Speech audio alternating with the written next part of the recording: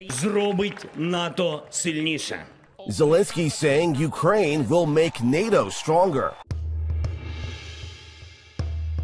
Before a cheering crowd, Lithuania's president welcoming Ukraine's President Zelenskyy to Vilnius, the city hosting the NATO summit. Zelenskyy arriving with a message to all 31 NATO nation leaders and the world. Зробить НАТО сильніше. Zelensky saying Ukraine will make NATO stronger. NATO leaders agreeing to make it easier for Ukraine to eventually join, but not providing a timeline, saying in an official statement, "We will be in a position to extend an invitation to Ukraine to join the alliance when allies agree and when conditions are met." Zelensky responding with sharp critique, calling it unprecedented and absurd that NATO has not mapped out a timeline for Ukraine's membership, scolding so-called vague wording about conditions and saying uncertainty is weakness.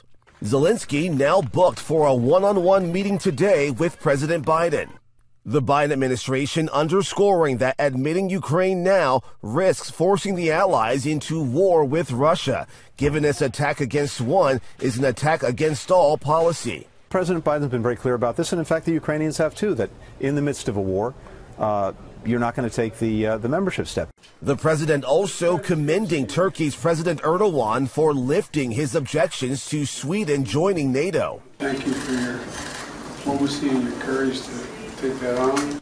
The presidents meeting face-to-face after months of talks aimed at adding Sweden to the alliance and after the U.S. agreed to supply F-16 fighter jets to Turkey. President Biden and G7 leaders are set to join Zelensky to announce long-term support to end the war with Russia and military investments to deter and respond to future attacks. Justin Finch, ABC News, Washington.